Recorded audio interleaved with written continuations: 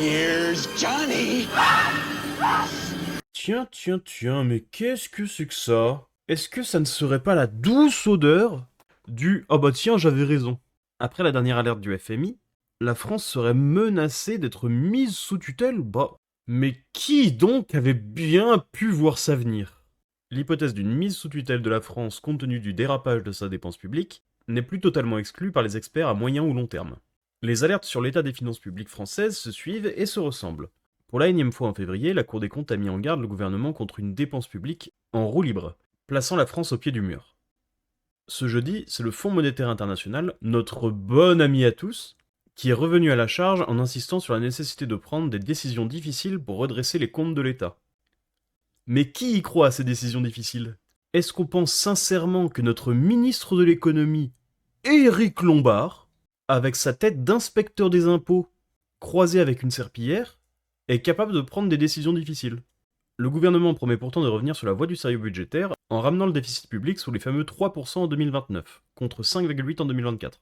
Le problème, c'est que personne n'y croit. Ah mais tout le monde est trop dur avec notre brave Éric. Je sais qu'au fond de lui, c'est un véritable héros pour la France. Le problème, c'est que c'est caché par une grosse couche de paillasson, mais très, très au fond de lui, c'est un héros en tout cas. J'en suis sûr. Ni la Commission européenne, ni la Cour des comptes qui jugent l'exécutif trop optimiste. Ni même le FMI qui estime que sans nouvelles mesures significatives, le déficit resterait autour de 6% du PIB et que la dette publique augmenterait jusqu'en 2030. Le problème, c'est que même si on arrive à 3% de déficit, je ne pense pas qu'on serait en mesure de ne pas faire augmenter la dette publique. Avec la grosse ribambelle d'incompétents qu'on a tout en haut là, enfin je dis incompétents, soit ça, soit traître, qu'on a tout en haut, je pense que le 3%, même ça c'est très optimiste pour stabiliser la dette. Mais la France peut-elle se payer le luxe de laisser ses comptes dériver encore longtemps? Non, elle ne peut pas se payer grand-chose la France actuellement. Dès que les investisseurs arrivent à la conclusion que le contrôle de budget n'est pas évident, ils se disent on ne va peut-être pas être payé. Ils demandent alors une augmentation des taux d'intérêt. Et oui, parce que plus gros risque demande plus de paiement. Ce qui peut déclencher un mouvement de panique sur les marchés, avait mis en garde sur BFM Business Olivier Blanchard, ancien chef économiste du FMI. L'ancien ministre de l'économie Bruno Le Maire, l'homme qui a mis à genoux la Russie, agitait déjà ce spectre en 2024 en faisant planer la menace d'une possible mise sous tutelle de la France en cas d'arrivée au pouvoir du RN ou du NFP dont il jugeait les programmes trop dispendieux. Alors, spectre, bon c'est choix de mots très intéressant de la part de BFM, parce que là le spectre il commence à avoir un corps bien tangible, mais là, alors peut-être pas la prochaine baisse de notes de la France, mais allez, on va dire au plus tard, et vraiment en étant très généreux, dans 3 baisses de notes de la France, on est en faillite.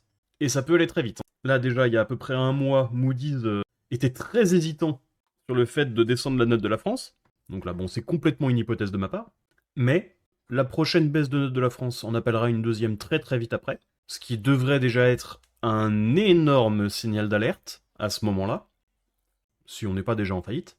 Mais si les mesures qui sont prises à ce moment-là ne sont pas suffisantes, la dégradation de la note viendra très très très très vite après. Et pour le coup, si une de ces deux entités arrive au pouvoir, ça peut servir de déclencheur. La BCE au secours de la France. Mais cette hypothèse d'une France sous la houlette d'un Fonds monétaire international est-elle plausible?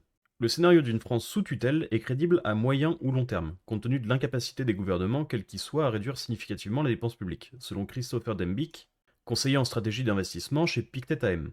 Je pense que Monsieur Dembicke est un peu optimiste, parce que comme j'ai dit, ça peut aller très très vite. Donc soit j'ai mal compris ce qu'il a dit, et en fait c'est la mise sous tutelle qui durerait moyen ou long terme, soit je pense qu'il est trop optimiste. Pour Christopher Dembicke, ce n'est toutefois pas le FMI qui viendra toquer à la porte le premier, pour la simple et bonne raison que la Banque Centrale Européenne interviendrait avant, et donc l'intervention du FMI ne serait pas utile. La BCE avait déjà joué un rôle de premier plan lors de la crise des dettes souveraines au début des années 2010. Big up à la Grèce. Depuis, elle a renforcé son panel d'outils pour endiguer la panique sur les marchés en cas de nouvelles turbulences d'ampleur. Remplaçant le SMP, le programme OMT, Opération monétaire sur titre, créé en 2012 mais jamais dégainé, lui permet par exemple de racheter en quantité illimitée des obligations sur le marché secondaire, afin de réduire la pression sur les taux d'intérêt. Relève Christopher Dembicke. Oui, donc dans cette éventualité, la BCE rachèterait du coup la dette aux créanciers de la France, avec comme assurance de ne pas demander d'augmenter le taux d'intérêt, pour stabiliser le service de la dette, mais en échange, du coup, ils demanderaient, comme ils disent dans le paragraphe d'après, un plan d'austérité. En contrepartie, le pays concerné par ce programme doit négocier avec la Commission européenne et le Conseil européen, ce que l'on appelle dans le jargon de l'UE un plan d'ajustement budgétaire, pour être plus clair, un plan d'austérité. D'autres institutions, comme le Fonds monétaire international ou le Parlement européen, peuvent être associées aux discussions pour apporter un appui technique, mais la contribution du FMI n'est pas toujours très appréciée du côté de Francfort. Déjà en 2010, l'ancien président de la BCE, Jean-Claude Trichet, avait vécu comme une humiliation la participation de l'institution de Washington, défendue par l'Allemagne, au sauvetage de la Grèce. Si le FMI exerce à la place de l'Eurogroupe, à la place des gouvernements, leurs responsabilités, c'est évidemment très très mauvais, avait-il jugé. Ce qui est encore plus mauvais, c'est de se mettre dans la position où le FMI a besoin d'intervenir, quoi. Mais c'est vrai que s'ils peuvent ne pas être impliqués, c'est quand même mieux. Même si la BCE n'est pas exempte de tout reproche, parce que se faire racheter sa dette par la BCE, ça veut aussi dire être l'esclave de l'Europe. Donc bon, le mieux serait quand même d'éviter la faillite. Clin d'œil à tous nos dirigeants. Sortez-vous les doigts du cul. Un plan d'austérité extrêmement douloureux. Rassurons-nous, ce n'est pas demain que la BCE volera au secours de la France, non, c'est peut-être dans 3 mois, quoi. Pour en arriver là, il faudrait une volatilité extrêmement forte des taux de rendement obligataires et une forte augmentation dans la durée, indique Christopher Dembicke. Donc à quelques changements de note près, quoi. La France étant too big to fail, ah bah comme les banques en 2008, c'est bien, il y aurait dans ce scénario un risque de contagion à d'autres pays, si bien que la BCE n'aurait pas d'autre choix que d'intervenir, ajoute l'économiste. Quid du plan d'austérité exigeant en contrepartie? Ce serait extrêmement douloureux et cela durerait plusieurs années, prévient d'emblée Christopher Dembicke. On considérera certainement qu'il faudra aligner le ratio de dépenses publiques sur le PIB, actuellement à 57% sur la moyenne européenne, soit une baisse d'environ 10 points. C'est massif, en effet, c'est pas rien. Et qui morflera, dans ce cas-là?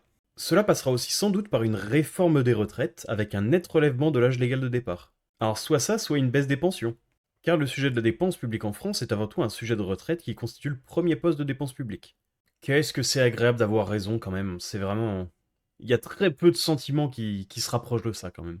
Le Danemark, ne bougez surtout pas, on arrive. Nous aussi on va arriver à 70 ans les gars. La meilleure alternative serait de résoudre le problème de crédibilité de la France en matière de gestion des finances publiques, mais il y a un manque de volonté politique, et oui, de volonté, parce que parler d'augmenter l'âge des retraites, ou de diminuer les retraites, ou de faire quoi que ce soit aux retraites en fait, c'est du suicide politique. On s'est piégé dans notre système de retraite merdique à cause du vieillissement de la population, et de courage, bah j'ai même pas besoin de l'expliquer, doublé d'un manque de consensus politique depuis la dissolution, observe encore Christophe Dembicke qui regrette l'enlisement des débats lorsqu'il s'agit de faire 15 à 20 milliards d'économies alors que c'est insuffisant. Mais Christopher, je t'aime! Christopher président! C'est avant tout à ce jour le coussin de sécurité que représente la BCE qui permet encore à la France de ne pas être sanctionnée par les investisseurs. Mais sans la protection de Francfort et sans monnaie unique, le pays serait déjà sans doute au bord d'une intervention du FMI, prévient l'économiste. J'espère que Éric Lombard a lu cet article, pour qu'il se bouge le cul. Pour tous ceux qui comprennent pas pourquoi je parle d'avoir raison tout ça depuis le début de la vidéo, je ne peux que vous inviter à aller voir ma vidéo sur les retraites que j'ai faite sur mon autre chaîne. Je ne suis pas la réincarnation de Milton Friedman, ce ne sont que des constats très très simples. Et je vous laisse avec l'outro préenregistré. Si la vidéo t'a plu, n'hésite pas à t'abonner, à regarder une autre vidéo, à faire un petit passage sur la chaîne principale, à liker et à commenter.